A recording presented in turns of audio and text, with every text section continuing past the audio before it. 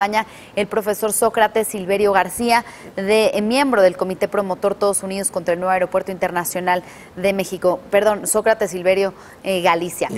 Usted nos comentaba que no es viable la opción de continuar con el proyecto del Aeropuerto Internacional de México. Ahora me gustaría que nos hablara sobre esta otra opción de continuar las operaciones del Aeropuerto Internacional Benito Juárez y además habilitar 2 pistas en la base aérea de Santa Lucía. Se ha dicho, Mitra ha dicho que no es viable tener operando a los 2 aeropuertos, y por otro lado, pues hoy en este dictamen se decía que se va a hacer un estudio que tardaría alrededor de 5 meses y tendría un costo de alrededor de 100 millones de pesos para comprobar si es viable o no. Sí, sí, o sea, esa propuesta de AMLO de origen, ¿no?, de Santa Lucía, nosotros no la compartimos. Yo no comparto que sea Santa Lucía. Santa Lucía, Tecámac, sigue estando dentro de la cuenca.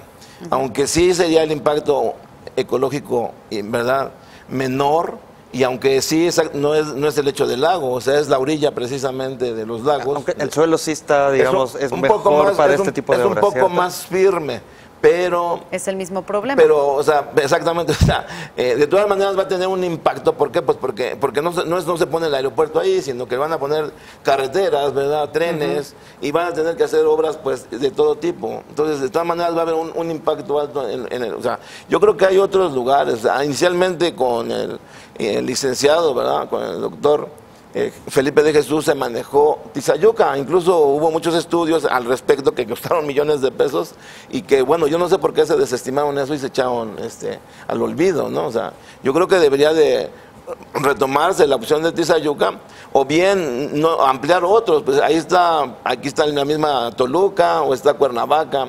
O sea, hay un total más o menos en la zona de unos 8 o 7 aeropuertos que podrían habilitarse, y ninguna ciudad tiene un aeropuerto de esas dimensiones. O sea, yo he tenido oportunidad de estar ahí en París. En París hay 3 aeropuertos y están retirados, y hay ya un sistema de transporte para trasladarlo y regresarlo a uno. Y si uno revisa, ¿verdad?, la información de todos los demás aeropuertos, en general no hay una ciudad que tenga eso, ni siquiera de las ciudades más grandes del planeta. Digo, para recopilar los puntos a favor que se mencionaron de Santa Lucía, porque digo, sí, a lo mejor podría haber otras opciones, pero lo que es verdad es que la resolución que va a dar López Obrador, hay 2. Bueno, el gobierno de AMLO es, o se sigue con el actual, el nuevo aeropuerto, o bien se hace la de Santa Lucía. No abrió la puerta no para abrió, otras opciones, no abrió la opción. A favor de Santa Lucía se conservan los 2 aeropuertos, Aeropuerto Internacional de la Ciudad de México y Santa Lucía.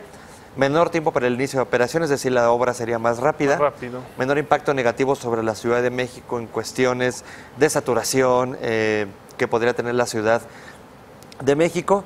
Menor costo de construcción, hablan de ahorros por 70,000 millones de pesos. Mejores condiciones de suelo, que comentaba el profesor, y se fortalecería el sistema aeroportuario del Valle de México, lo que daría mayor protección en la Ciudad de México en caso de siniestros. Es decir, al estar alejado, pues quedaría fuera de casos como temblores, ¿no? Y en contra, pues bueno, el grupo de expertos de Mitra dice que no puede haber operación simultánea. Sin embargo, técnicos de AMLO y chilenos, los mencionaron, dicen que sí se puede, por eso se va a hacer el nuevo estudio. Y tener 2 operaciones separadas de 2 aeropuertos incrementaría los gastos de las aerolíneas. Ahí no sé qué tanto, digo, lo que comentaba el profesor, en muchas ciudades del mundo, normalmente la terminal secundaria termina ser la terminal low cost, ¿no? Ahí llegan como los vuelos de bajo costo, y entonces las aerolíneas perfectamente adaptan para que en la terminal principal sean los vuelos internacionales o de larga distancia, y en la otra los viajes internos y que son de bajo costo, de aerolíneas de bajo costo y también de bajo costo. Entonces, bueno, pero eso es lo que mencionan. Y el costo de cancelar la obra actual, lo que decíamos, los 100,000 millones de pesos, que generaría un impacto en las finanzas públicas desde 2019, mencionan, porque por contrato se aceleraría el cobro de estas, digamos, entiendo, penalizaciones al gobierno por esta cancelación. Entonces, pues ahí están las 2 propuestas. Sabemos que los foros empezarían en septiembre, para octubre, y veremos cuál es la solución. Yo creo que el debate debería incluir tanto el tema social, el económico como el ecológico, pero sí me da la impresión de que se va a centrar en la parte económica y en la parte de, oye, ¿pueden volar o no las dos terminales? Creo que en esos dos temas se va a centrar el debate, porque en eso se ha centrado el debate pues, durante todos estos meses. Exactamente. Oiga, profesor, pero en este caso estamos hablando de que en Santa Lucía sería ampliarlo. Ampliarlo. O sea, y realmente convertirlo en un aeropuerto. En un aeropuerto base militar. Comercial, digamos. Exacto, comercial. ¿No cree que sería esto, tendría un menor impacto ambiental el hecho de hacerlo? Sí, por eso le digo, sí tendría un impacto ambiental menor, pero de cualquier manera tendría un impacto fuerte en toda la región. Digo, no sé si hayan ido ustedes para Tecama, o sea, ver cómo es Tecama y cómo está. Entonces, todos unidos contra el nuevo Aeropuerto Internacional de México, la propuesta es hacer un aeropuerto en otra locación. Ampliar los otros que están ahí, por ejemplo, Toluca, Querétaro, sí. Cuernavaca, o bien el de Tizayuca. O bien el de Tizayuca, sí. O sea, yo creo que hay otras opciones. ¿Y esas opciones se han estudiado? ¿Ustedes han hecho propuestas?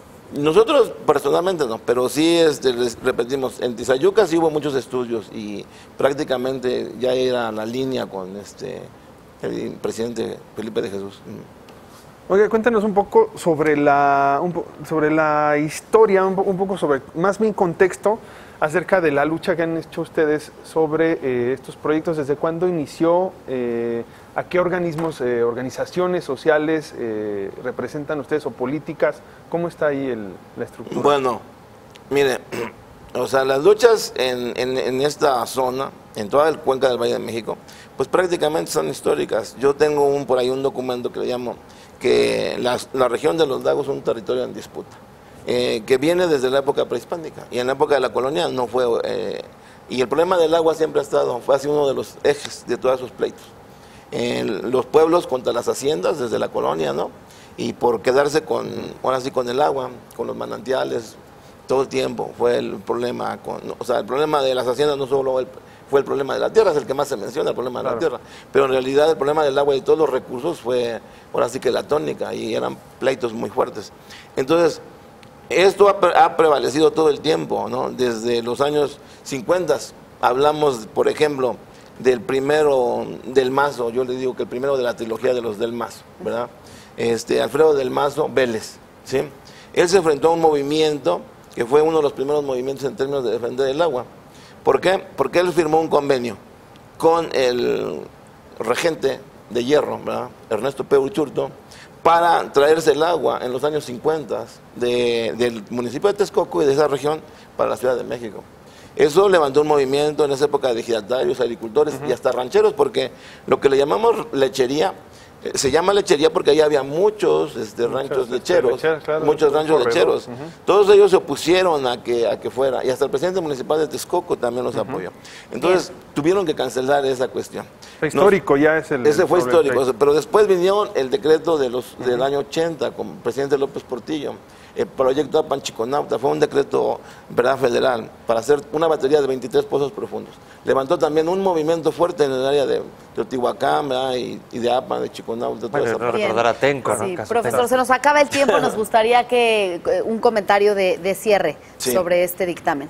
Bueno, yo creo que lo que dijo el compañero tiene razón, porque eso es lo que ha prevalecido. Va a haber se van a tratar de centralizar, y nosotros vamos a tratar de poner el énfasis en dos cosas: que ese sitio es inviable y que el impacto ecológico va a ser muy grande, y que los perjuicios pues lo va a sufrir toda la población del Valle de México, o sea, del área metropolitana. Bien.